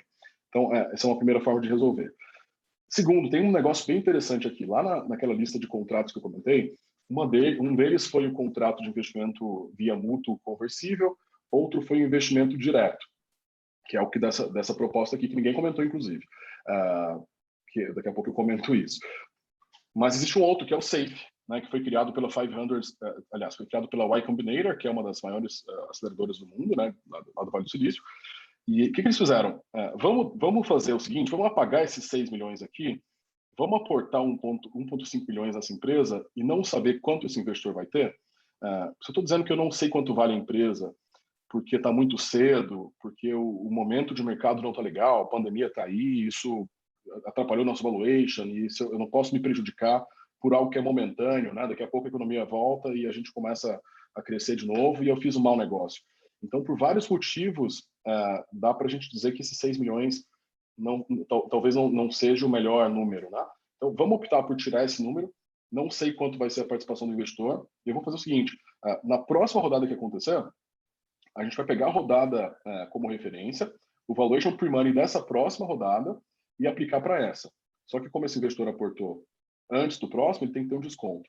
Então, suponhamos que na próxima rodada a gente conseguiu captar esse 1,5, ninguém sabe qual vai ser a participação do investidor, mas o próximo aportou 5 milhões por 15%. Né? Então, eu não sei qual vai ser o valuation pre-money aí, vai ser 5 milhões, aproximadamente 50, vamos falar. Suponhamos que seja 50 milhões. Então, eu vou dizer, investidor, dessa rodada atual, né, rodada 1 aqui, você não tinha valuation pre-money lá atrás, então eu não sei qual que seria a sua participação. Mas vamos pegar a referência do pre-money da próxima rodada, que é 50 nesse exemplo que eu dei, e vamos aplicar com desconto de 25%. Então, 50 milhões menos 25%, né? Então, a participação do investidor seria 1,5 milhão em cima de 50 menos 25%. De forma que eu estou jogando essa decisão do quanto vale a empresa hoje para o futuro, aplicando um desconto para beneficiar o investidor, de forma que se a empresa cresce muito, a diluição, né, os 20% negociados, vai ser muito menor. Agora, se a empresa cresce pouco, então a rodada não foi de 50, e sim de 15, né, ele vai ficar com uma participação um pouco maior. Então, eu jogo para o empreendedor o desafio de fazer isso acontecer. Se ele conseguir fazer um excelente trabalho, ele vai vender essa participação por um percentual muito pequeno. Se ele fez um trabalho mais ou menos, né, ou se o negócio não deu certo, enfim, por qualquer motivo que seja, ele vai vender por um preço um pouco maior. Mas aí ele vai ter menos participação do negócio que não deu certo, então não vai fazer tanta diferença assim. Então, o SAFE, tá? Uma solução interessante aqui. Vamos optar por não negociar o percentual agora? Vamos deixar isso para depois? Né? Uma forma interessante de negociar isso aqui. Não sei se fez sentido a explicação para vocês. Bom, modalidade do investimento, né? Equity direto, aumento de capital. Aqui tem um segredinho que eu não comentei, então pouco a gente deve ter percebido a consequência disso. Ao decidir aportar direto e não via mútuo conversível, eu estou obrigando essa empresa a se transformar numa SA. E ao me transformar para SA, eu saio do Simples Nacional. E eu vou ter impostos um pouco mais altos. Além disso, a folha de pagamentos da empresa, né, os encargos trabalhistas vão aumentar também. Em média, numa limitada, a folha de pagamentos custa 50% do salário. Numa SA, costuma custar mais do que 100% do salário, então 2 vezes. Né? Se eu pago líquido 1.000, eu tenho que gastar 2 na prática. Na limitada, eu pago 500 a mais e 1.000 líquido. Então, isso diminui bastante a rentabilidade da empresa e aumenta os custos, além da complexidade, né, da gestão, da governança desse tipo de empresa. Então, uma coisa que pode ser pensada aqui também é negociar com o investidor que, cara, esse investimento está um pouco abaixo aqui dos 2,5 que vocês costumam fazer como valor mínimo. Então, é legal que vocês queiram fazer esse investimento, mas está tão baixo que não faz sentido a gente transformar em SA agora, a empresa já não está tão legal e a gente ainda vai aumentar custo. Vamos deixar isso para depois? Vamos fazer o contrato não equity direto e sim mútuo conversível? Uma boa decisão aqui também, na minha opinião. Stock Option Plan, acho que ninguém comentou sobre isso aqui também, né? A gente pode diminuir esses 10% para 5%, então a empresa, a gente vai reservar apenas 5% para os futuros empregados, ou a gente pode dizer que essa criação do Stock Option Plan não vai ser antes da rodada, e sim depois. Então, o investidor também vai ser diluído, né, para a criação desses 10%, e não a gente como empreendedores apenas. Então, outras duas coisas que dá para a gente colocar aqui para tentar reequilibrar essa negociação. Classe de ações, né? Aqui a gente colocou o investidor como preferencial com direito a voto. Aqui dificilmente vai ser possível mudar, mas dá para negociar também, né? Dizendo que ele tem vários benefícios, está tendo aqui uma preferência de liquidação, está tendo direito a veto, está tendo assento do conselho, então por que ele tem que ter ação preferencial com direito a voto? Então a gente consegue renegociar e preservar um pouco mais de controle na mão dos empreendedores, para não depender tanto dos outros para tomar decisão. Governança, como o pessoal sugeriu, né, aumentar aqui para 2 o número de pessoas, membros do conselho indicados pelos fundadores, é uma excelente sugestão, né, tirando o independente, de forma que fique 2 dos sócios, né, 2 indicados pelo fundo e 1 pelo anjo. Investidores ainda tem maioria, mas a gente já recompõe um pouco melhor esse desenho. Preferência de liquidação, uma sugestão interessante aqui, e aí, como eu não expliquei o conceito, acho que ninguém poderia indicar algo diferente, mas acho que veio uma sugestão exatamente como eu falaria do ponto de vista técnico. Existe a preferência participating e a non-participating, não participante, algo assim, na tradução, né? A participating significa, naquele exemplo que eu dei, né? Estou vendendo por 30, eu tenho que devolver 3 milhões para o investidor, 2 vezes o que ele aportou. Dos 27 que sobraram, vai ser distribuído proporcional para todos, inclusive os 20% para o investidor. Esse é o participating. O non-participating seria o seguinte: se está 2 vezes, primeiro ele tem que receber 3 milhões, no mínimo. Então, se 20% de 30 for 3 milhões, ele recebe isso. Agora, se for menos, ele recebe isso ou mais, né? Se for menos de 3 milhões, ele recebe esse mínimo, esse 2 vezes, mas não recebe a mais. Entende? Então, eu não retiro da base do pagamento total para depois distribuir proporcional, no non-participating. Eu distribuo igualmente entre todos, mas eu estou colocando um piso, um valor mínimo que esse investidor tem que receber, que é 2 vezes o que ele investiu. Então, a primeira coisa que a gente pode fazer é colocar um non-participating aqui. E uma segunda seria diminuir para 1 vez, ou para 1,5 vezes, ou para 1 vez, vezes, considerando juros e correção monetária, de alguma forma. Tá? Então, tem algumas boas sugestões aqui também para a gente melhorar. Antidiluição, sinceramente, eu acho que faz sentido essa regra. O investidor está pagando 1,5 com base no preço de 6. Ele está comprando 20%, entre aspas. Daqui a pouco eu estou vendendo 10% por 5 milhões. Alguém que vai comprar mais barato do que ele vendeu antes, onde o risco em tese era maior. Então, de fato, eu acho que isso não deveria ser bem-vindo, né? Então, aqui está escrito vedação ao downround. Então, estou proibindo que exista o downround. Não pode acontecer uma rodada a um valuation inferior. Talvez aqui a gente possa só dizer o seguinte: eu não vou vedar o downround. Pode acontecer, sim. Downround é um round com preço inferior ao anterior, tá? Eu não vou proibir. Pode acontecer, mas a diluição que seria sofrida pelo investidor, nós, empreendedores, vamos assumir por você. Tá? Então, ele vai continuar com os 20% dele, o investidor que comprou lá os 10% por 5 milhões, o investidor vai continuar com os 20%, a gente vai assumir os 2% que iriam aqui para ser diluídos do investidor. Vesting dos founders, né, que está aqui como 5 anos, 1/5 ao ano, a gente tem algumas coisas que podem ser feitas aqui. Primeiro, diminuir o prazo, né, de 5 aqui para 3, ou para 2, ou para 4, enfim. É uma das coisas que dá para fazer. Isso depende muito do estágio da empresa. Se a empresa está um pouco desenvolvida, eu preciso de mais tempo de presença desses founders, né, para esses caras fazerem acontecer. Então, depende um pouco do contexto aqui, mas faz sentido. Agora, uma outra coisa, eu posso dizer que não é 1/5 ao ano, pode ser 1/10 a cada 6 meses, ou pode ser mensal ao invés de a cada ano. Então, a gente diminui o prazo para adquirir cada parcela, entre aspas, desse veste. Uma outra coisa que dá para fazer aqui também para reequilibrar. E aí, uma outra ideia interessante é o seguinte: aqui 100% das ações ou das cotas dos fundadores estão sujeitas a esse vesting. Mas eu posso negociar o seguinte: pessoal, a gente já trabalhou aqui 3 anos, né? No caso aqui 2 anos, no exemplo, né? Então, a gente merece um pedaço dessa empresa já. Não dá para dizer que tudo está no vesting. Então, vamos colocar essa regra do vesting apenas em 60% das ações que a gente tem. As outras 40%, se eu tenho 50%, 40% dos meus 50% são meus e ninguém me toma. Mas os outros estão no vesting e eu aceito perder se eu sair antes disso. Uma outra forma de tentar trazer um pouco mais de equilíbrio para esse desenho. Algumas ideias aqui, muitas convergindo aí com o que vocês trouxeram, então o pessoal tá afiado aí. Legal, Rafael. Obrigado aí pelas respostas. Acho que o pessoal, pelo visto, gostou bastante, né? Cara, Só uma questão de ordem ali, a gente está próximo já do final. Você pode estender um pouquinho aí, como está o teu horário, qual é a tua disponibilidade para a gente ficar uns minutos aí? Eu posso até 31 de dezembro de 2021. Estou à disposição aqui. Se quiserem conversar até o final do ano, estou por aqui, pessoal. Legal, cara. Então, tá. Então, vamos lá, vamos ver aqui algumas questões que têm a ver com...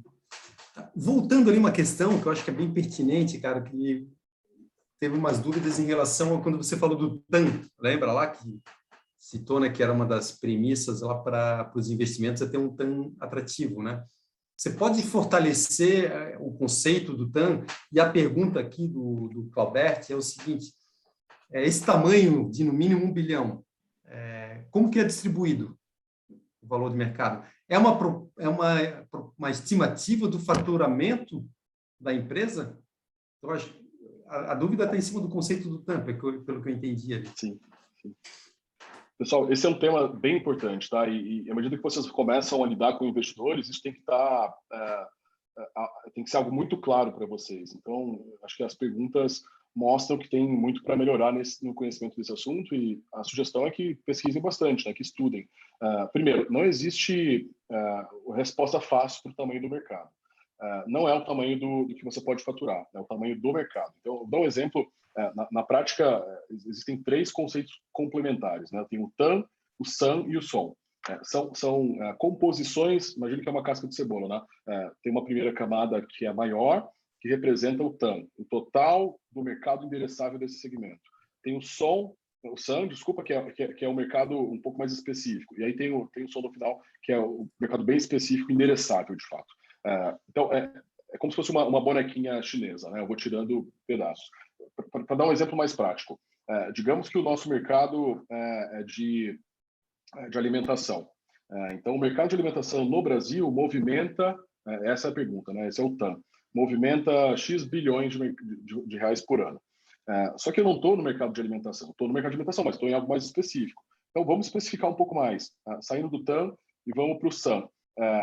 Dentro do mercado de alimentação, eu tenho, por exemplo, restaurantes, e tenho supermercados, e tenho outros. Né? Vamos dizer que o nosso mercado é fornecimento de alimento, né? E não produção, e não consultoria, e não entrega, logística, produção, e não plantar, por exemplo, né? A produção em si.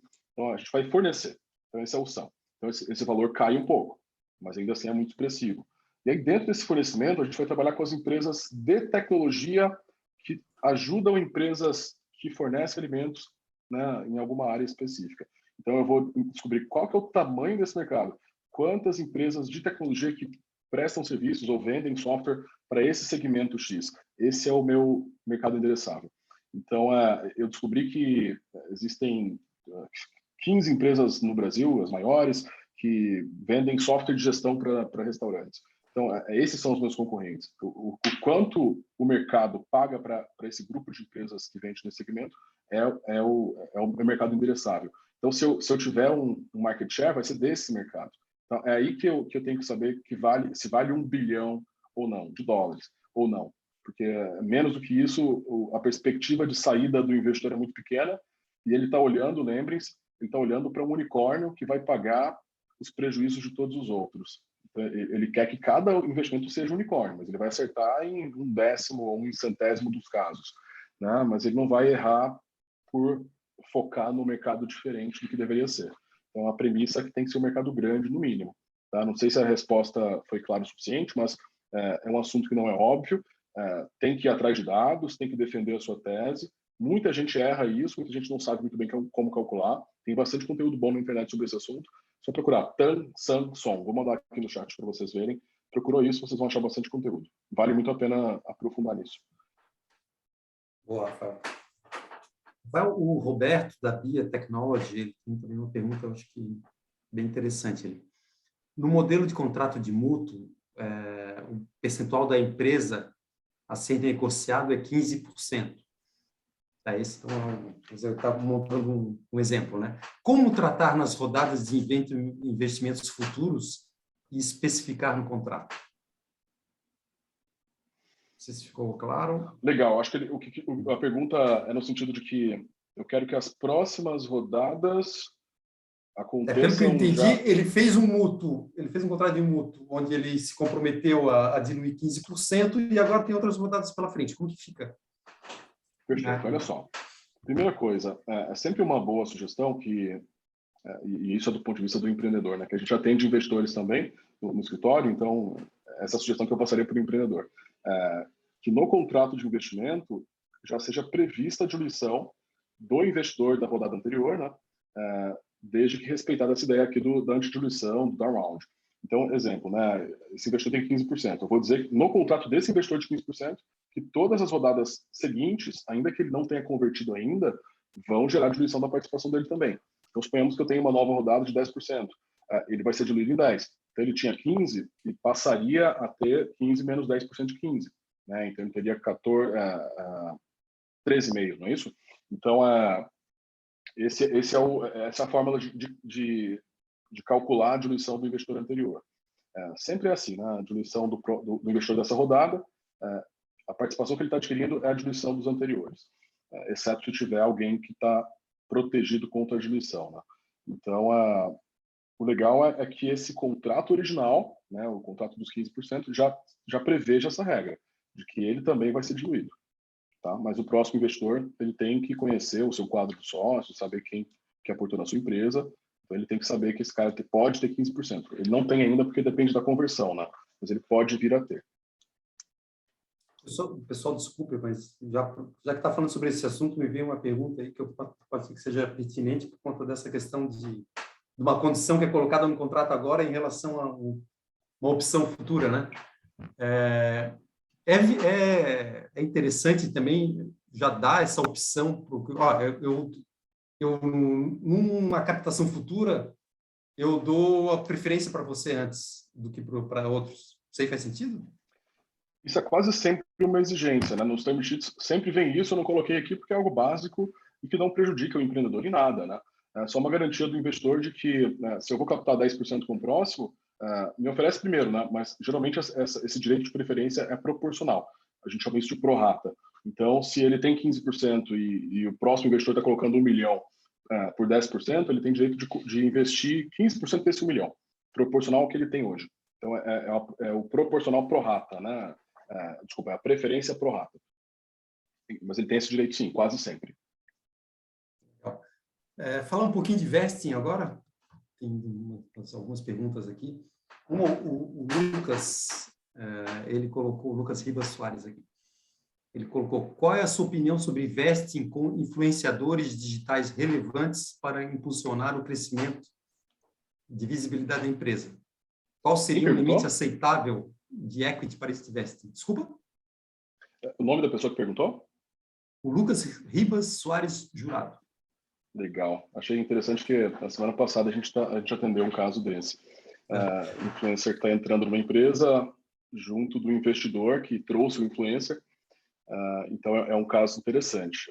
Olha só, não tem uma resposta fácil para isso, porque quem é esse influencer? Né? É a Anitta, por exemplo, que entrou lá no conselho do Nubank, ou é um carinha que tem 10 mil seguidores? Eu acho que isso vai influenciar bastante. Eu diria, eu não vou responder porque não tem resposta pronta, assim, mas vamos pegar uma referência. Um sócio advisor, suponhamos que você tem um executivo, né, conhecido, amigo, que gostou do seu projeto, gostou de você, e quer ajudar. Ele vai se encontrar contigo uma vez por semana, ou uma vez por mês, para conversar, para entender o que está acontecendo. É justo que, se a sua empresa estiver no estágio mais inicial, esse cara tenha entre 1% e 3% de participação, se ele for um cara absurdamente incrível, com vários contatos, com, né, acesso a capital e que vai facilitar a sua vida, talvez um pouco mais, 4%, 5%, mas já começa a ficar meio esquisito. Então, se para um advisor 2%, 3%, 4% é a média para uma empresa mais inicial, para um influencer a gente pode pegar alguma referência com base nisso. Assim, se esse cara for muito bom, né, se tiver uma referência, né, de mídia muito alta e de fato... E aí, assim, às vezes eu faço marketing, mas não converto também, né? Então, acho que é importante negociar com esse influencer o que ele vai entregar, de fato, né? Para que o equity que eu estou oferecendo para ele retorne algo em troca, né, para a empresa. Então, acho que a primeira coisa é isso, assim, é garantir que ele vai entregar algo. Se ele, de fato, vai entregar algo, se isso é colocado como condição no contrato, aí faz sentido ceder a participação. O chato seria ceder a participação sem que a gente tivesse a garantia de resultado. Por outro lado, ele não consegue garantir resultado também, ele só consegue garantir que vai publicar na rede social dele, que vai publicar no vídeo, que vai postar uma vez por semana. Talvez valha a pena correr o risco, né? Ou fazer um teste com ele antes. Eu acho que primeiro tem que saber se esse cara de fato tem potencial. Segundo, é bom testar antes, ou criar alguma regra do contrato de vesting que te permite quebrar o contrato no comecinho, que é o cliff, entre aspas, né? Se você não estiver satisfeito com o resultado. E aí o percentual, se essas premissas anteriores fizerem sentido, o percentual pode ser relevante, pode ser mais até do que 5, 10, se ele for entregar algo realmente importante para a empresa. Imagina que, às vezes, marketing vale muito mais que o dinheiro, né? Às vezes não, quase sempre um bom marketing vale mais que o dinheiro. Então, se a empresa estiver no estágio certo, né? Por exemplo, a fase de começar a crescer, se esse cara de fato vai entregar alguma coisa relevante. A gente fez o teste, viu que ele de fato tem fit com a nossa área. A regra do contrato é de que, mediante a entrega do resultado, ou do esforço, pelo menos, ele está adquirindo as participações. Acho que é legal, dá para oferecer uma participação importante. Agora, se essa empresa tiver muito no início, não faria sentido, porque eu vou aproveitar o marketing numa fase em que o meu produto ainda nem está pronto. Então, eu vou trazer 100 mil visitantes para um site que é feito no fundo aqui do quintal e quem está atendendo, né, o usuário é o turco mecânico, como o cliente aí fala, que é tipo uma pessoa que está lá por trás fingindo que é tudo automatizado, na verdade não é. Então, assim, não faz sentido também, né? Acho que tudo isso tem que ser levado em consideração. Tem várias perguntas aqui também de casos de empresas que elas terceirizam o desenvolvimento de tecnologia. Tá? Então, por exemplo, vou pegar alguns casos aqui. Desculpa, não sei se é o Gesiel, tá? Gesiel Medeiros está colocando aqui que a empresa de marketplace sendo enxuta, isto é, terceirizando o desenvolvimento, seria um problema para captar investimento? E aí, na cola, eu vou colocar uma outra que é parecida, tá? Eu acho que daí você pode responder no conjunto, né? Para startup, é a Vanessa da Bissam que fez essa pergunta, tá? A segunda. Para startup que não tem tecnologia própria, vale a pena fechar um equity saudável com uma aceleradora para ela desenvolver a tecnologia? Isso atrapalha depois o fechamento com algum investidor? Boas perguntas, pessoal. Só começando por essa última, na verdade, eu não acho que ela quis dizer aceleradora, né? Talvez software house, né? Então, aceleradora eu acho que não desenvolve, né? Acho que ela quis dizer software house. Então, partindo do pressuposto de que seja software house, tomaria bastante cuidado com isso, assim, porque a princípio pode fazer sentido, né? Mas veja o seguinte, a sua empresa está no começo. A software house é uma empresa que presta serviços para, né, de desenvolvimento de software para se manter em pé. Então, o fator mais importante da software house é a hora homem. Quanto mais hora homem disponível e cliente tem, mais eles faturam, assim como qualquer serviço de consultoria. Então, tem um fator aí que é o seguinte, você vai passar a ser um centro de custos que não vai trazer reembolso ou retorno rápido. Ele vai entrar no risco, na verdade, né? Ele tem 10%, mas só vai botar dinheiro no bolso se essa empresa for vendida, se é que ela vai ser vendida. Então, a chance de que esse cara se desincentive no meio do caminho é muito alta, porque você vai ser um custo para ele, né? Ele vai colocar outros projetos à sua frente. Talvez ele não te dê a mesma prioridade que ele daria para um cliente que está pagando. Você começa a ficar de lado, suas demandas ficam prejudicadas e, sabe, em vários sentidos você está sendo prejudicado. Então, por conta disso, não é uma boa prática oferecer participação para empresas de tecnologia, desenvolvedor de tecnologia. Assim, claro que dá para fazer, né? Mas aí tem que tomar muito cuidado com o contrato e garantir que se o negócio sair do trilho, dá para a gente resolver. Uma outra coisa é que a gente quer ter alguém de tecnologia, não simplesmente para que esse negócio seja feito dentro de casa, mas para que daqui a pouco, quando a empresa começar a crescer bastante, a gente vai ter uma equipe aqui de 50 desenvolvedores, né? Alguns back-end, outros front, outros segurança, outros arquitetura, etc. Alguém tem que gerir essas pessoas, alguém tem que conversar com essas pessoas, alguém tem que, né, que direcionar essas pessoas. E o CTO tem essa função, né? A experiência na gestão e não simplesmente em fazer software. Então, esse CTO é bom que ele tenha não só capacidade técnica, mas também capacidade de gestão, né, de relacionamento, de conversar com o colaborador, com o investidor, com os sócios, com o conselho, etc. Então, a importância de ser uma pessoa também é por isso. Daqui a pouco eu preciso de um CTO e uma razão social, né, uma limitada, ou, enfim, o CNPJ não vai colocar um CTO aqui dentro.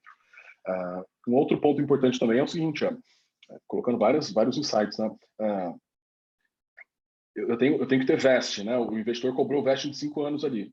Como é que eu vou cobrar um vesting de 5 anos de uma aceleradora, né? Ou, desculpa, de uma empresa? Como é que eu vou dizer que essa empresa tem que permanecer, ou tem que continuar trabalhando? Sabe, não é uma pessoa e daqui a pouco ele pode trocar, cria uma série de problemas. Sem falar que essa empresa pode vender as cotas dela mesma, né? Então, suponhamos que eu tenho aqui as 100 ações da startup e eu ofereci 10 dessas para a desenvolvedora de software, para essa empresa desenvolvedora de software. E essa empresa desenvolvedora de software tem 3 sócios, com 33% cada um. E aí sai um desses caras e entra um outro. Eu nem sei quem é. Então, eu estou tendo um outro sócio, mudou o sócio da empresa. Eu nem sei quem é. Então, é mais um fato aí que traz um certo desconforto, né, para a governança dessa empresa. Então, não é uma boa prática, não. Mas dá para reajustar todos esses riscos, mas não é uma boa prática. Se for a única opção, ok. Eu acho que é melhor você ir pagando no começo, já entrando na primeira pergunta aí sobre tecnologia, né? É melhor você ir pagando no começo do que ficar parado esperando um sócio aparecer para começar o seu negócio. Acho que o melhor caminho é começar, se for preciso, né? O melhor caminho seria ter o sócio, na verdade, mas se não tiver, ok, paga, começa, depois vai atrás do sócio, mas nunca deixe de buscar. Vai ser essencial para o longo prazo ter o sócio. Eu me esqueci do detalhe da primeira pergunta.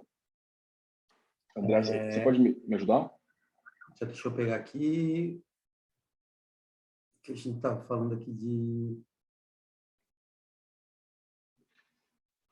Mas, de maneira geral, atrapalha sim. Tem a frase aqui, uma empresa de marketplace, tá? Dela vai terceirizar o desenvolvimento dela. Isso aí é um problema, sob o ponto de vista do investidor? Sim, é um problema, né? Acho que todos esses pontos que eu comentei entram no racional, embora nesse caso ele não está oferecendo participação, né? E sim dinheiro. Então, assim, a princípio, ok, mas quais são os pontos negativos disso? Primeiro, vai custar muito, né? Vai custar muito mais do que poderia custar dentro de casa. Você vai pagar lucro para esse pessoal de fora. Segundo, daqui a pouco você precisa de uma demanda prioritária, você precisa de uma resposta, né, de um SLA de resposta rápido. Caiu a nossa tecnologia, e como é que eu vou colocar isso, né, como é que eu vou ajustar isso? Né? Uma empresa que tem outras prioridades, vários outros clientes, ela vai me tratar melhor do que os outros, vou ter que pagar mais por isso, sabe? Eu diria que não é algo também visto como boa prática e também não vai ser tão bem visto pelo investidor. Mas, mais uma vez, é melhor que eu tenha isso do que não tenha nada, né? Então, se eu não tenho uma tecnologia dentro de casa, devo buscar isso. Como solução, né, não permanente, isso é uma boa saída, mas tem que ter uma segunda, tem que ter um foco aí para resolver esse problema. Eu diria que é importante começar a preparar uma transição, né? Então, se eu tenho uma empresa de tecnologia que cuida de tudo, ao invés de simplesmente né, contratar uma equipe própria e transferir tudo de lá para cá, eu posso começar contratando só um CTO, né, que entra aqui dentro e começa a complementar o trabalho da software house externa. Então, ele começa a ser a ponte, começa a comunicar primeiro, depois ele começa a ter uma equipe interna que complementa a outra, e aos poucos vai fazer a transição. Essa é uma boa forma de resolver esse problema sem que a gente atrapalhe investimentos. O importante não é estar perfeito para o investidor. O importante, eu acho que é estar buscando a solução, né? Buscar a solução e ter isso como uma prioridade. Pessoal, e no fim das contas, se tem resultado, não é isso que vai afastar o investidor. Se a empresa está indo bem, está dando certo, o negócio está crescendo, não vai ser isso que vai afastar o investidor. Mas isso vai ser um problema, sim.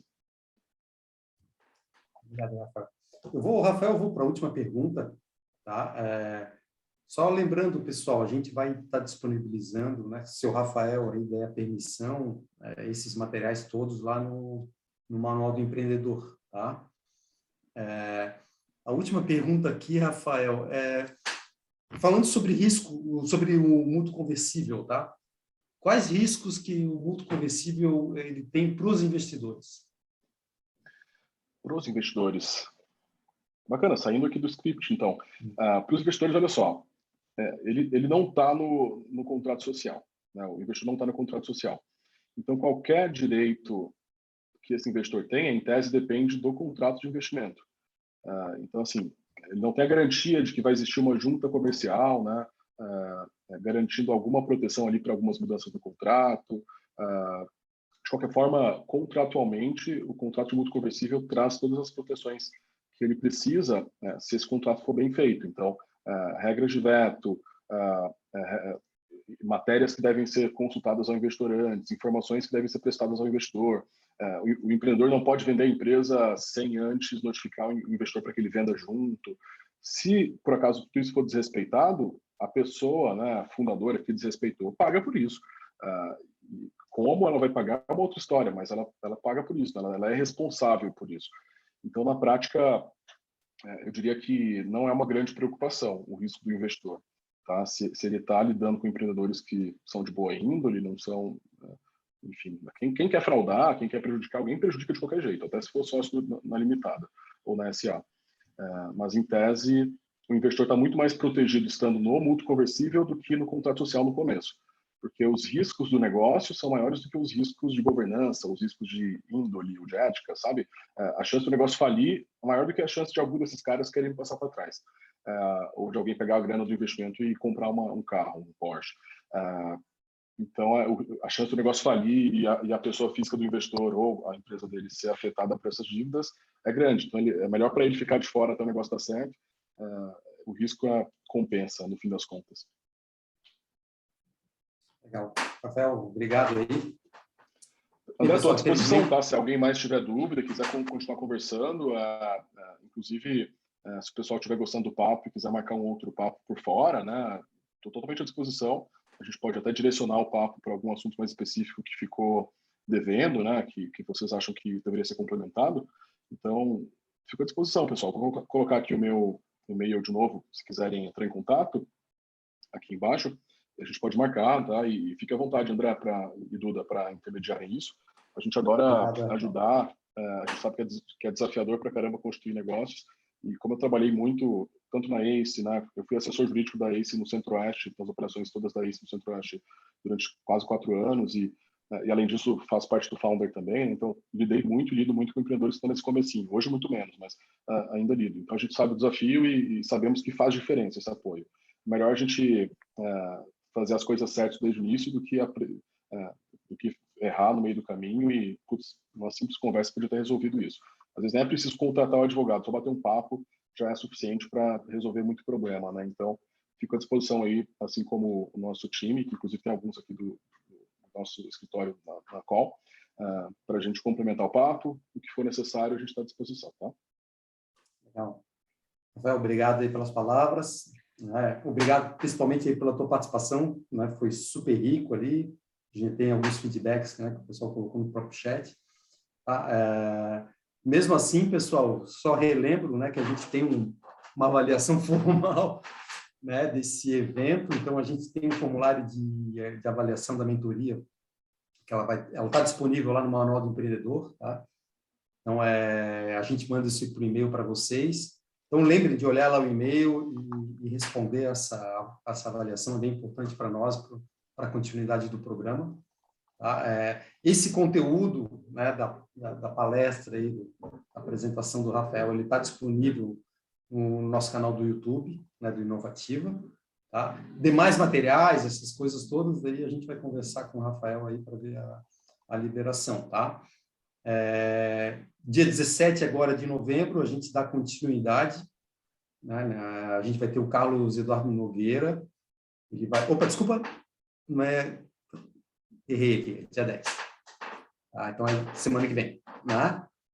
Dia 10, a gente vai ter, então, o Carlos Eduardo, ele vai falar sobre acesso ao mercado. Tá? Faz parte da parte de... a questão do acesso ao mercado, falando de máquina de vendas e vendas complexas. Tá? Então, me despeço aqui do Rafael, me despeço também do resto do pessoal. Rafael, se tiver mais alguma palavra aí final, aí fica à vontade, tá? Já agradeço a participação.